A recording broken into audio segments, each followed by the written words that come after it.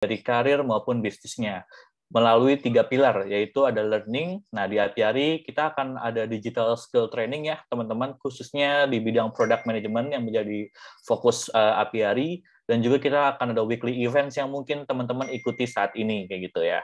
Kemudian kita ada business solution, kita ada corporate training, events, and hiring service, di mana teman-teman kayak punya ingin dibantu secara legal, marketing, branding, ataupun taxnya, itu atau akuntansi dan segala macamnya terkait keuangan, itu boleh banget hubungi Apiari. Nanti kita akan ada bisnis partner yang sudah berpengalaman untuk membantu teman-teman semua. Kita juga ada coworking ya teman-teman di Jakarta Barat, Puri Kembangan. Jadi teman-teman yang bosen nih kerja, khususnya yang lagi WFH, itu boleh banget mampir di coworking kita di Jakarta Barat, Puri Kembangan. Nih tempatnya cozy banget nih teman-teman. Nah, kalau mau lihat atau mau tahu coworking seperti apa, boleh banget kepoin Instagram Apiari ya teman-teman. Alright. Kemudian kita juga ada community. Nah, di community kita, mungkin teman-teman sudah pada masuk ya di Telegram, kita akan ada regular networking session seperti ini dan juga weekly event. Jadi teman-teman akan terus update info-info program-program Apiari selanjutnya, dan kita akan ada ke depannya program-program support untuk community kita.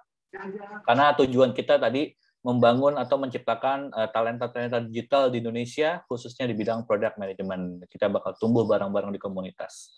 Oke, nah aku juga mohon izin teman-teman mau kenalin, kita akan launching kembali program training kita, product management training, yang kemarin sudah berhasil sukses terselenggara di cohort 1. Nah, kita akan buka di cohort 2 teman-teman ini di bulan Februari ya. Oke, nah karena memang yang kita tahu nih teman-teman, kita sadari bersama bahwa product management ini adalah profesi yang sangat-sangat menjanjikan dan terus tumbuh di Indonesia khususnya ke depannya. Yang dimana product management merupakan posisi keempat nih pekerjaan terbaik di tahun 2020 juga sampai saat ini. Kemudian permintaan akan product management teman-teman juga mungkin tahu ya, sangat-sangatlah tinggi nih teman-teman. 56,4% company ini mencari seorang product manager kayak gitu. Nah, ini mungkin teman-teman bisa rasakan kan ya, kayak di LinkedIn, di Instagram atau job portal lainnya itu banyak banget yang buka lowongan terkait PM kayak gitu. Dan ini juga merupakan sebuah karir yang menjanjikan nih teman-teman, karena 85,5% product manager percaya bahwa pekerjaan ini, profesi ini tidak akan hilang dan akan terus tumbuh di Indonesia selama 10 tahun ke depan bahkan. Jadi menjanjikan banget nih. Nah, di training kita ini kita menyasar ke 3 kalangan, jadi teman-teman dari berbagai kalangan juga boleh join, yaitu ada student atau fresh graduate. Jadi teman-teman yang interest nih, karirnya pengen jadi PM, boleh banget gabung. Kita akan ada training selama intensif selama 11 minggu nih teman-teman ya. Kemudian para profesional juga boleh nih, yang saat ini mungkin berkarir bukan sebagai PM, mau switch karir boleh banget gabung di training kita, ataupun yang sekarang current PM tapi masih butuh pegangan nih, masih butuh ilmunya, skillnya, itu juga boleh ya join ke training kita. Dan juga para entrepreneur, di mana ya para pengusaha ini mau paham terkait produknya, ingin bisa mengembangkan produknya kayak gitu-gitu, tuh boleh banget ya untuk menambah insight seorang entrepreneur kayak gitu. Ya. Nah, ini beberapa trainer dan mentor kita ya teman-teman. Di sini juga bisa teman-teman lihat kalau misalnya kita menghadirkan para trainer dan mentor yang dari perusahaan atau startup ternama ya teman-teman. Jadi kita nggak main-main di sini, kita serius untuk meningkatkan atau menciptakan talenta dari digital product management di Indonesia yang unggul, hebat, dan juga berkualitas baik nih teman-teman. Ini akan sangat kita jaga standarnya. Nah, ini teman-teman yang bisa teman-teman dapatkan ya, ketika training kita akan on demand video learning, jadi tidak akan mengganggu kesibukan utama teman-teman. Juga ada live Q&A juga dengan trainer, walaupun video learning, tapi kita akan bertemu dengan trainer ya, live Q&A langsung. Juga ini ada real startup project yang akan dibimbing oleh mentor. Nah, jadi teman-teman selain belajar, teman-teman akan membangun practice learning product management ini di startup yang menjadi mitra Apiari kayak gitu. Kita juga ada one-on-one mentoring ya teman-teman. Jadi teman-teman akan boleh milih mentornya, yang dipilih siapa yang ingin jadi mentor buat teman-teman ke depannya kayak gitu. Dan kita akan ada quiz, individual assessment, dan juga progress trackernya. Kita juga akan ada job connect nih bagi teman-teman yang ingin mencari pekerjaan. Kita akan ada hiring partners yang bisa membantu teman-teman, dan juga VIP member in product community seperti diskon paid event dan juga eksklusif career opportunity lainnya kayak gitu. Nah, ini beberapa hiring partner kita teman-teman ya. Jadi ada startup partners dan juga hiring partners yang menjadi mitra di Apiari. Alright, oke. Jadi kalau teman-teman ingin join ya, boleh, kita akan launching tuh di bulan saat ini ya, di akhir tahun ataupun di awal tahun juga nanti kita akan launching. Kayak gitu. Kalau mau tanya-tanya dulu boleh ya teman-teman, hubungi personal chat di bawah yang akan di-share oleh tim dari Apiari. Gitu. Oke, mungkin itu aja yang bisa saya kenalkan terkait Apiari dan juga program training product management kita. Selanjutnya kita akan masuk nih ke acara utama yang mungkin teman-teman tunggu ya, di mana kita akan bahas secret to become a great product manager gitu ya. Karena banyak posisi atau pekerjaan PM yang dicari, tapi gimana sih cara untuk menjadi PM yang sukses, yang bisa survive, yang unggul. Nah, ini kita mendatangkan langsung nih teman-teman pemateri yang luar biasa nih ya, yang sudah berpengalaman ya di bidang PM. Nih kita bisa sapa dulu nih, ada Mas Adam sama Mas Alphonse nih ya. Oke, halo Mas Adam, Mas Alphonse, boleh sapa kita juga nih. Hai, halo. Teman-teman, thank you udah join. Oke, gimana nih kabarnya Mas Adam dan Mas Alphonse? Baik. Alhamdulillah sehat. Oke, tetap semangat ya, walaupun di akhir tahun nih ya. Ya. Oke, ini Mas Adam dan Mas Alphonse udah semangat ya teman-teman. Jadi saya himbau lagi, jangan kita kalah semangatnya nih sama pembicara ya teman-teman ya. Alright.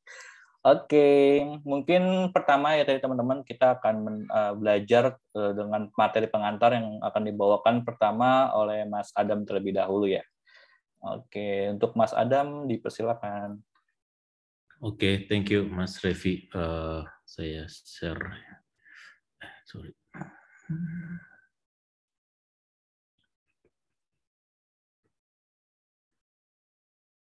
Screen saya udah kelihatan ya, teman-teman? Ya, sudah Mas. Agak terlalu. Ya, boleh. Ya. Oke, thank you. Oke, mungkin langsung mulai aja ya. Ini luar biasa nih. Pesertanya ada 91, padahal saingan kita berat itu. Di sebelah ada timnas lagi main. Jangan digoda nih Mas Adam. Ada 90 peserta yang join, luar biasa memang. Apiari, thank you nih untuk waktunya juga buat teman-teman yang udah join. Thank you banget atas opportunity-nya ya. Jadi di sini sifatnya lebih sharing sih. Kita sharing bareng aja. Kita sama-sama belajar bareng juga di sini ya. Karena tadi sempat disebutkan juga product manager ini benar-benar role yang cukup sangat luas ya. Dimanapun sekarang untuk perusahaan-perusahaan yang sudah mulai transform ke digital itu juga udah mulai hiring banyak product manager gitu. Jadi memang cukup luas opportunity-nya. Ya, sorry. Ya, jadi ini sedikit perkenalan ya. Saya kuliah 2 kali. Gitu. S1-nya di ITS, kemudian S2 sempat ambil di UGM gitu ya. Kalau dari pengalaman karir, saya paling lama di Bank Mandiri, 8 tahun dulu di Bank Mandiri, sebagai multiple juggling in role ya, sistem analis, business analis, kemudian product manager. Di product manager di Bank Mandiri sempat 4 tahun, kemudian saya sempat move ke Bank UOB Indonesia ya, di situ saya sempat shifting role ya sebagai project manager ya. Tapi ternyata saya lebih cocok ke product manager ya. Jadi saya balik lagi nggak lama juga di Bank UOB dan sekarang di Link aja sudah hampir 2 tahunan ya sebagai product manager gitu. Nah sebenarnya apa sih product manager gitu ya? Ya kita manajer cuman sebenarnya bukan manage orang gitu ya. Memang ada role lead product manager yang lead orang, cuman memang biasanya kita nge-lead sebuah produk atau sebuah fitur di technical di tech development atau tech software atau aplikasi gitu ya. Ya kita adalah enabler gitu ya. Jadi kita berada di beberapa multiple stakeholder gitu ya, di beberapa perusahaan kita berada di tengah-tengah antara bisnis, kemudian ke tim engineer, desain dan segala macam. Kita adalah enable untuk delivery sebuah produk atau fitur di perusahaan atau di aplikasi gitu ya. Nah sebenarnya ada beberapa tipe sih untuk product manager ini sesuai dengan stakeholdernya ya. Mungkin yang pertama itu internal PM. Stakeholdernya adalah internal atau rekan-rekan kerja di perusahaan internal sendiri gitu ya, di mana biasanya nih membuat solusi atau sebuah produk yang sifatnya digunakan juga di internal perusahaan tersebut gitu. Kemudian ada B2B PM, biasanya ini untuk perusahaan atau software yang bergerak di software as a service product gitu ya. Jadi sifatnya produk-produk atau software atau aplikasi yang dijual secara B2B dan digunakan oleh perusahaan lainnya gitu. Kemudian ada business to consumer PM, ini PM yang langsung touch ke aplikasi-aplikasi yang memang digunakan oleh user sendiri gitu, seperti e-commerce, fintech, dan kemudian ada travel dan segala macam gitu. Ya, jadi kalau misalkan kita bagi ya beberapa, kita lebih detailin lagi beberapa perbedaan antara internal PM, B2B, dan B2C PM gitu ya. Jadi sebenarnya internal PM itu biasanya ini merupakan sebuah opportunity yang sangat bagus untuk start menjadi seorang PM gitu, karena kita bisa mempelajari internal teknis di perusahaan itu sendiri gitu ya.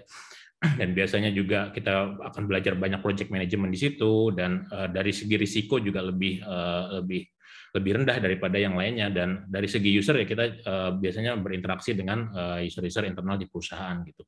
Nah, sementara kalau untuk B2B atau SSPM itu juga sebuah role yang sangat bagus, karena kita masih manage user yang kecil dibanding dengan B2C, dan biasanya lebih fleksibel dan kreatif, karena biasanya kan unik ya kalau B2B atau SAS, biasanya setiap perusahaan memiliki uniqueness sendiri yang dia perlu requirement khusus. Nah, di situ kita jadinya dituntut untuk lebih fleksibel atau kreatif untuk create solusi yang kira-kira mungkin bisa digunakan nggak hanya digunakan untuk perusahaan itu, tapi juga bisa digunakan lagi untuk di perusahaan yang lain gitu. Dan biasanya untuk proses prioritisasinya bisa dihitung dengan atau dibobotkan dengan revenue yang nanti mungkin akan potensi revenue yang akan didapat di perusahaan gitu. Dan biasanya dari deadline-nya juga cukup ketat gitu ya, dan kita manage-nya juga lebih simple. Biasanya kalau untuk aplikasi-aplikasi SAS itu kan biasanya mungkin hanya di desktop app atau mungkin hanya di web browser app, jadi dari segi platform juga lebih sedikit gitu. Nah, yang paling challenging adalah B2C PM atau customer PM gitu ya, customer apps PM gitu. Ya, ini karena kita banyak manage ketidakpastian, uncertainty, kemudian pressure-nya cukup tinggi, dan kita juga bermain dengan user yang jutaan. Kemudian dari segi platform, misalkan kita sudah punya aplikasi di Android, iOS segala macam, kita harus manage juga proses deployment and release dan segala macam gitu ya. Dan biasanya juga memiliki potensi untuk adanya potensi kerugian ketika kita develop sebuah produk ternyata nggak works dan segala macam, sehingga membutuhkan extensive user testing ya. Jadi ya kita create sebuah produk yang bisa kita tes terlebih dahulu, kemudian nanti kita testingnya berulang-ulang dan akan banyak iterasi hingga sampai ke goals dari produk tersebut gitu. Nah, ini saya sharing karena saya pernah berada di dua kursi ini ya, sebagai product manager dan sebagai project manager. Kira-kira bedanya apa sih? Dan sekarang kalau nggak orang-orang juga masih mislead gitu ya antara product manager dengan project manager gitu. Jadi kalau dari segi responsible itu kita kalau sebagai product manager itu kuncinya adalah sukses dari sebuah produk. Nah, sukses itu di-define dari KPI atau matrix yang memang sudah disusun di awal oleh tim produk itu sendiri gitu. Dan produk-produk yang kita deliver itu kita provide untuk beberapa user gitu ya. Jadi misalkan sebuah software atau aplikasi atau sebuah layanan itu kita deliver memang benar-benar sebuah produk atau fitur yang bisa kita ukur secara impact-nya gitu. Nah, sementara untuk project manager itu biasanya tanggung jawabnya adalah di project ya, bukan di goal gitu, dan biasanya memiliki constraint ya di timeline dan budgetnya gitu. Dan biasanya untuk project manager ini itu sudah clear di awal sih biasanya untuk rencananya, sudah clear scope-nya hingga masalah budgetnya, misalkan di kuartal 1, kuartal 2, kuartal 3 itu sudah ada pembagian plan dan rencananya, dan sudah fix gitu ya untuk start timeline dan budgetnya. Dan biasanya project manager banyak handling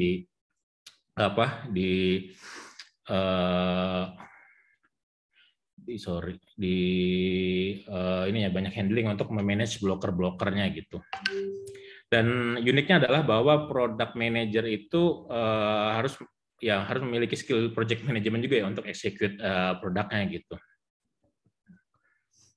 Ya, sebenarnya kalau dari product manager nih uniknya atau asiknya adalah kita memiliki banyak topi ya. Jadi kita harus ngerti bisnis, kita harus ngerti technical engineering, keuangan, marketing, dan yang paling sering kita sebagai pemadam kebakaran ya. Biasanya kalau produknya banyak isu, yang dicari duluan itu product manajernya gitu. Ya, jadi apa aja sih yang dilakukan ya?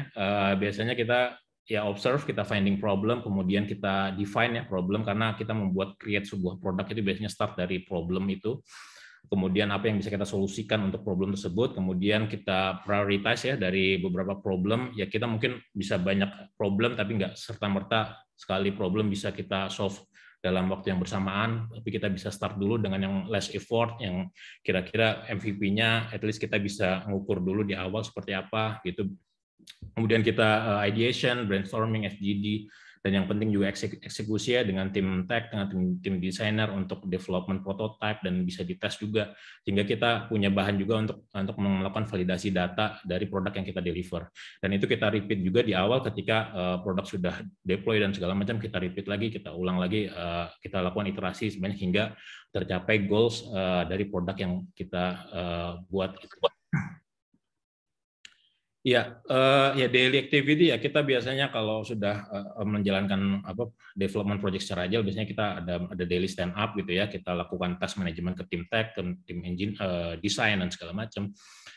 Kemudian kita resolving isu juga, kita look up data lagi ketika ada isu segala macam, kemudian kita review UI UX-nya, kita diskusi dengan tim tech, dan kita juga come up solusi untuk men-tackle berbagai isu, dan juga kita lakukan product testing segala macam, writing docs ya, create PRD requirement, kemudian kita juga build roadmap untuk sebuah produk tersebut gitu ya. Ini ekspektasinya, tapi padahal secara realita kita banyak meeting sih. Gitu. Ya, dan ini sebenarnya yang ini ya PM attributes, kira-kira perlu kita set skill set atau atribut apa sih yang kita perlukan gitu ya.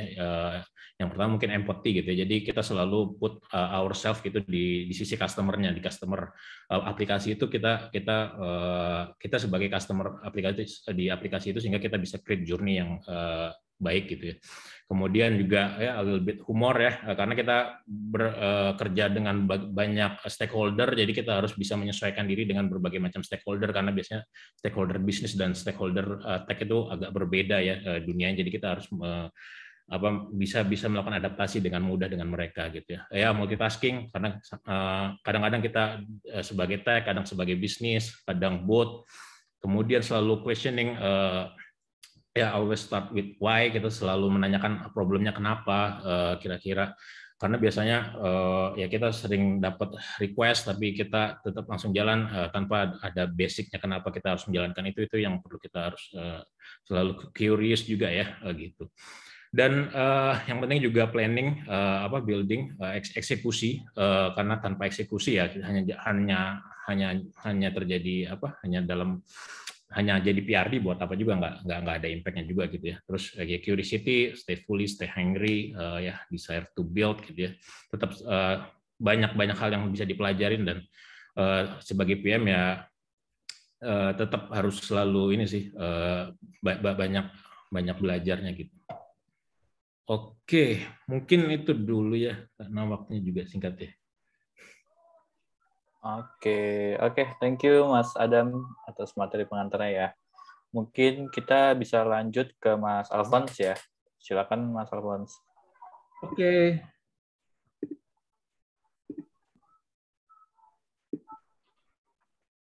Kelihatan ya screen-nya ya? Ya, sudah Mas.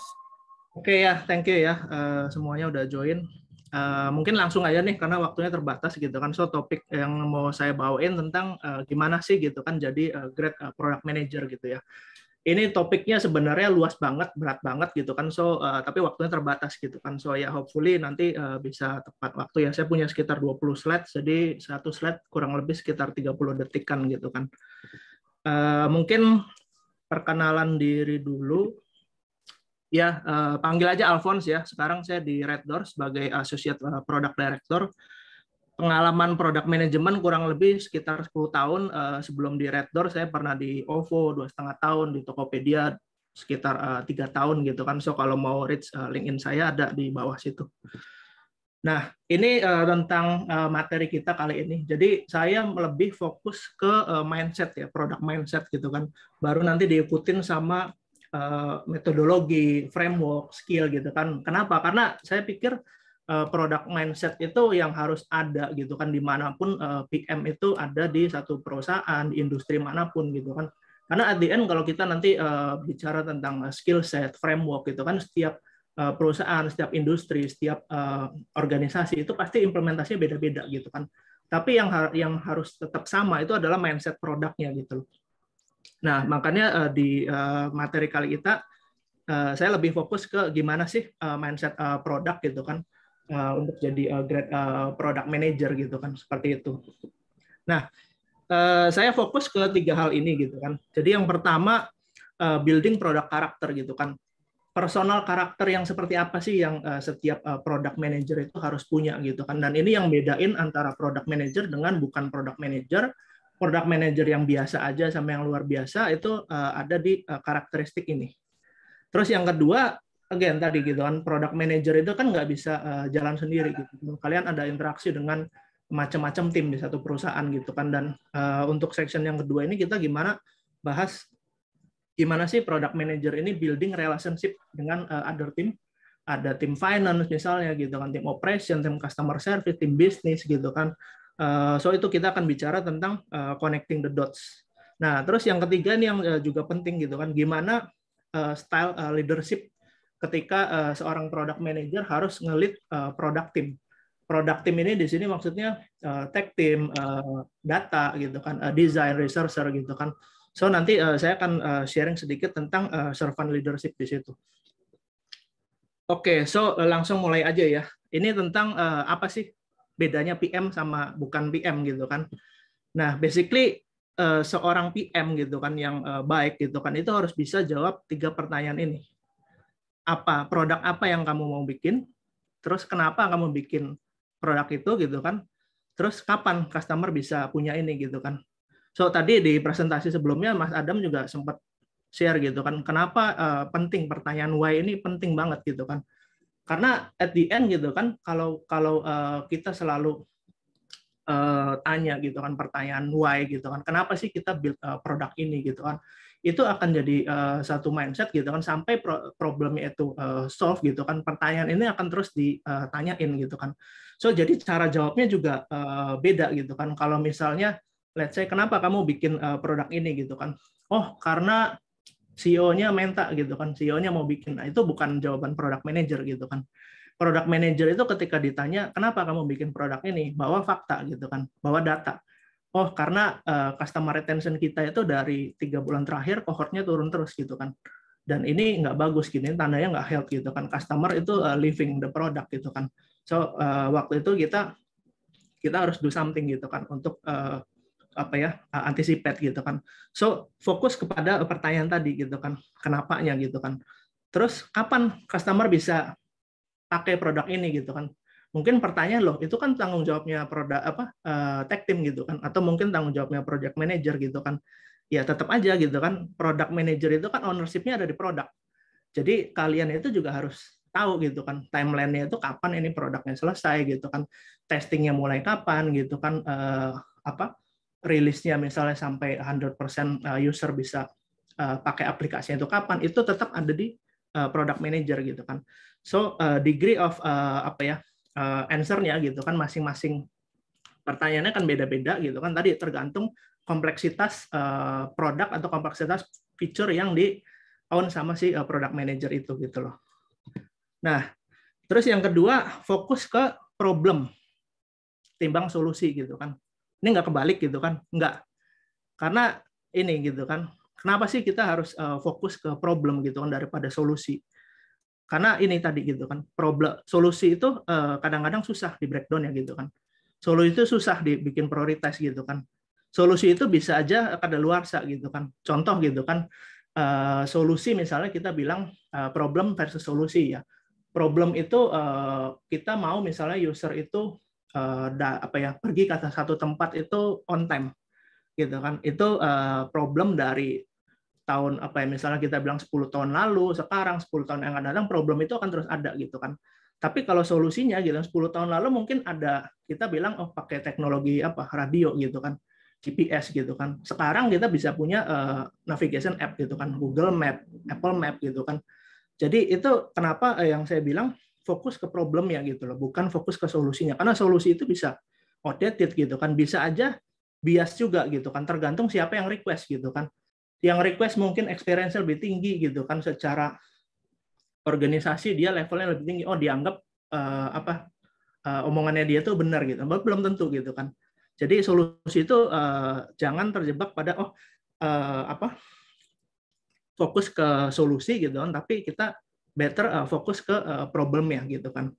Nah, gimana sih cara buat fokus ke problem? So ini saya nggak akan terlalu detail di ini gitu kan. So ini beberapa tools yang saya sering pakai gitu kan.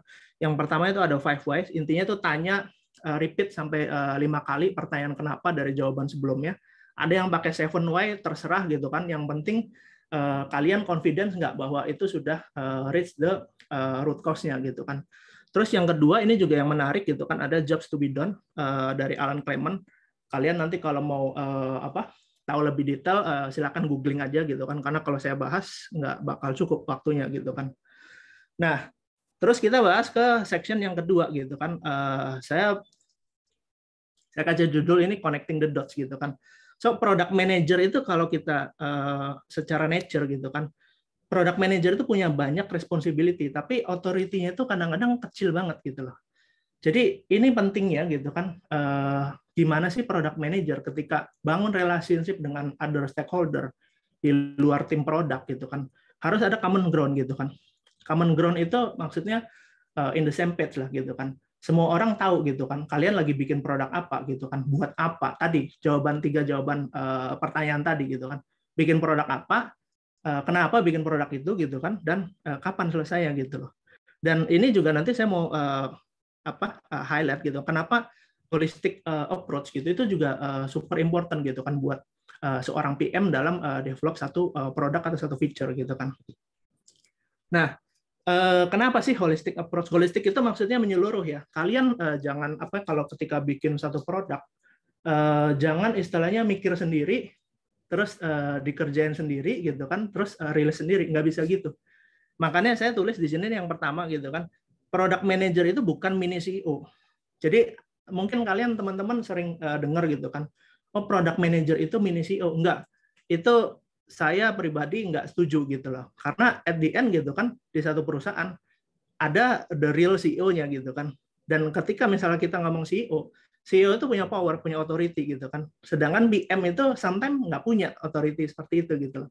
Kalian nggak bisa misalnya bilang ke engineer-nya gitu kan, lembur hari ini gitu kan, besok gue mau rilis gitu kan. Oh nggak bisa, gue mau cuti gitu kan. Ya kalau CEO bisa mungkin gitu kan, nge-push sampai segitu ya. Tapi kalau PM sometimes nggak ada gitu kan, authority untuk ke situ. Gitu. Jadi kita nggak bisa mikir sendiri, mutusin sendiri, terus expect semua orang follow gitu loh. Terus product manager juga ya ini standar lah gitu kan, intersection di bisnis, tech, UX gitu kan. Terus sometimes kayak kita itu nggak di dunia product management itu menurut saya lebih ke arts gitu kan ketimbang science gitu, karena problem yang sama gitu kan belum tentu solusinya juga sama gitu kan. Even di company yang sama, produk yang sama, misalnya sama-sama payment, let's say gitu kan, solusinya bisa beda gitu kan. Metodenya beda, approach-nya juga harus beda, tergantung situasi kondisi tadi gitu kan. Dan ini yang penting gitu kan. Sometimes product manager itu nggak ada knowledge di semua area gitu kan. Let's say gitu kan, kita mau rilis satu produk, contoh gitu kan, tadi pagi saya baru ngobrol sama tim PM saya gitu kan. Dia mau rilis e-signature gitu kan. Objektifnya bagus untuk improve misalnya onboarding gitu kan, supaya lebih cepat, lebih hassle-less gitu kan di situ. Tapi saya bilang udah ngobrol sama tim legal belum gitu kan? Belum gitu kan. At the end yang nanti akan punya concern banyak soal ganti tanda tangan gitu kan dari paper ke signature adalah orang legal gitu kan. Karena ini hubungannya sama TNC dan segala macam. Nah, itu pentingnya dapetin point of view dari macam-macam tim, macam-macam departemen gitu kan. Ketika kita mau bikin satu produk gitu, make sure itu bulletproof gitu. Udah ngomong sama orang finance belum misalnya soal budget? Udah ngomong sama orang marketing belum untuk go to market strateginya gitu kan? Udah ngomong sama CS belum untuk anticipate kalau misalnya ada spike di customer complaint gitu kan? So jadi itu yang penting gitu loh, holistic approach gitu kan, make sure semua tim juga involved di building the feature-nya. Dan yang penting ini kadang-kadang ini disalahartikan gitu kan. Kita bukan minta approval ya ke misalnya masing-masing tim gitu kan, bukan gitu kan, tapi kita mau supaya ini align gitu loh. Jadi semua orang tahu gitu kan kita bikin apa, kenapa kita bikin, dan tadi gitu kan kapan ininya gitu kan, kapan rilisnya gitu loh. Nah, creating common ground gitu. Common ground ini ya istilahnya apa ya, punya understanding yang sama gitu loh antar semua tim, semua departemen itu punya understanding yang sama gitu kan. Gimana sih bikin common ground gitu kan supaya pas waktu develop rilis itu relatively smooth gitu kan. Ya mulai dari OKR gitu kan. Company objektifnya apa gitu kan, North Star-nya apa gitu kan. Terus kita juga bisa bikin combined roadmap gitu loh. Jadi tim bisnis punya roadmap apa, tim marketing punya roadmap apa, kita combine aja gitu kan. Gimana nanti misalnya satu produk dirilis, go to market strategy-nya gimana, budgeting-nya gimana gitu kan, masuk apa enggak gitu kan, complaint handling-nya udah oke apa belum, kapasitas CS-nya ada apa enggak di situ misalnya gitu kan. Terus kita juga bisa do regular check-in ya, weekly boleh gitu kan, monthly boleh gitu kan. Yang penting tadi gitu kan komunikasi. Ada produk update apa, changes apa, direction apa, terus dari produk perlu support apa dari masing-masing tim gitu kan. So itu tentang common ground gitu kan. Nah, di pembahasan yang ketiga ini saya mau bahas satu leadership style ya gitu kan istilahnya gitu. Jadi saya mau bilang di sini great product manager gitu kan. Itu ukuran seorang product manager dibilang sukses, dibilang great itu sebenarnya lihat aja timnya dia gitu kan, tim produknya dia dan customer dia happy apa enggak gitu kan. Jadi product manager itu harus make sure gitu kan semua yang ada di sekitar dia, dalam arti timnya dia gitu harus sukses dulu gitu loh. Karena at the end gitu kan kalau nggak ada tim tech gitu kan yang ngerjain produknya jadi apa gitu kan, jadi PRD doang tadi yang Mas Adam bilang gitu kan, nggak ada eksekusinya gitu. Jadi make sure semua yang di supporting product manager itu juga harus sukses gitu loh. Nah, servant leadership ini apa sih gitu kan? So mungkin teman-teman familiar dengan misalnya traditional leadership, transformational leadership. Ini sebenarnya kebalikan dari traditional leadership ya. Jadi ini dari Robert Greenleaf gitu kan. Definisi ada di situ. Tapi untuk yang lebih simple, servant leadership itu tentang ini aja. Teman-teman kan sering dengar quotes gitu kan. Kalau kita kasih ikan ke satu orang gitu kan, dia akan bisa makan untuk satu hari gitu. Dia nggak kelaparan sehari gitu kan. Tapi kalau kita ngajarin satu orang itu untuk mancing ikan gitu kan, dia selamanya nggak akan kelaparan gitu. Nah, servant leadership ini tentang ngajarin untuk mancing ikannya gitu loh. Jadi intinya providing the team gitu kan dengan tools gitu kan, coaching supaya mereka itu bisa punya otonomi sendiri gitu kan. Selalu tanya gitu kan, nih kenapa sih kita perlu bikin feature ini gitu kan? Bukan langsung bilang kita harus bikin feature ini gitu kan. Terlalu tadi gitu kan mulai dengan pertanyaan kenapa gitu kan. Ini customer kita suffering gitu misalnya gitu kan, banyak komplain. Ini mau nggak mau harus dibikin, kalau nggak kita akan apa impact-nya gitu kan. So itu selalu kayak gitu kan. Nah, terus prinsip apa sih gitu kan di servant leadership gitu. Kalau kalian baca prinsipnya ini ada sekitar 12 kalau nggak salah gitu. So saya ambil beberapa aja gitu kan yang relevan ke product management. Yang pertama tadi empati gitu kan. Saya pikir semua PM di sini gitu kan agree gitu loh. Kita harus listen gitu kan, pakai empati gitu kan. Jangan cuma dengerin doang gitu kan. Ini juga termasuk gitu kan adaptasi dan sometimes gitu kan kita juga terima gitu loh. Kalau misalnya ada orang lain atau even siapapun itu gitu kan kasih koreksi ke kita gitu loh. Nah, terus yang kedua persuasi gitu kan. Kita sometimes tadi nggak punya authority untuk bikin satu decision. Pokoknya gua mau ini dikerjain, titik. Case close gitu kan, nggak bisa. Sometimes ada concern dari tim lain gitu kan. Ada dari tim finance misalnya concern soal budget misalnya gitu kan. Timeline, bandwidth, capacity dari tech team sering gitu kan kita dengar gitu lah. Persuasi intinya gitu loh. Jadi ketika kita mau bikin satu decision, make sure data driven gitu kan, dan juga jangan attach dengan decision, karena itu nanti akan subjektif bermain di situ gitu loh. Nah, terus yang ketiga ini kita bilang influencing. Influencing itu maksudnya ya kita gimana gitu kan yakinin satu orang gitu kan yang misalnya tadi ada beda pendapat dengan kita. Kalau kita tahu ini sebenarnya baik gitu kan, tapi ada orang beda pendapat, ya itu harus dijelasin gitu kan. Dari point of view-nya dia ya gitu kan. Let's say misalnya concern-nya datang dari tim finance gitu. Kalau kita ada di posisi mereka itu concern-nya lebih ke apanya sih gitu kan. Jadi selalu tadi put in their shoes gitu kan istilahnya gitu loh, supaya kita ngerti gitu kan concern mereka itu apa sebenarnya gitu loh. Nah, kenapa sih gitu kan servant leadership itu esensial buat product manager tadi gitu kan, better collaboration, timnya itu lebih apa ya, ownership-nya itu lebih ada nanti di situ gitu kan, secara working environment juga lebih positif, dan yang penting ini accelerate learning and development tadi gitu kan. Nah, ini keep in mind ya, teman-teman nggak harus jadi people manager buat jadi servant leadership, siapa aja bisa jadi praktisi untuk servant leadership, karena prinsipalnya udah ada di situ gitu loh. Nah, recap untuk pembahasan kita today ya. Jadi pertama, data itu universal language. Kalau kalian mau ngobrol dengan tim siapapun dari latar belakang apapun gitu kan, bawa data karena ini paling enak nyambungnya gitu kan. Terus tadi fokus ke problem, jangan ke solusi dulu gitu kan. Share understanding gitu kan, grow others tadi di konsep servant leadership. Listen to understand, not to answer. Ini yang juga penting gitu kan. Kadang-kadang kita product manager kan dituntut jadi problem solver gitu kan. Orang baru ngomong sebentar gitu kan, di-cut langsung kita jamin solusi gitu. Nah, itu jangan dulu gitu. Jadi kita coba understand the concern-nya itu gitu dari setiap siapapun gitu kan yang came product manager gitu kan. Terus nggak dengerin customer itu dosa besar gitu kan, nggak akan diampuni di dunia product manager gitu kan. Empati itu super power gitu kan. Kalau kalian punya level empati yang tinggi gitu kan, ini bakalan jadi super power gitu kan untuk seorang PM gitu kan. Terus selalu put passion gitu kan untuk ketika develop apapun lah gitu di situ gitu kan. Kelihatan gitu mana produk yang di-develop dengan passion, mana yang enggak gitu kan.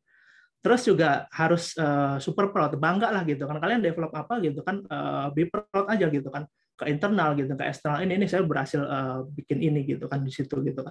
Dan yang terakhir influence and inspire gitu. Jadi lebih ke mempengaruhi gitu kan, influencing sama menginspirasi gitu kan. Bukan tentang power, bukan tentang kontrol di situ gitu loh. Nah, ini last but not least ya, my favorite quotes. Jadi dari Katie Sierra di sini, dia bilang upgrade your customer, not your product. Don't build better kamera, tapi build better photographer gitu loh. Nah, ini yang jadi apa ya, credo gitu kan selama saya jadi di produk gitu kan. Ketika kalian mau develop something, always upgrade your customer gitu loh. Jadi analoginya kurang lebih seperti ini gitu kan. So that's it from me. Back to you ya. Oke, thank you Mas Alphonse.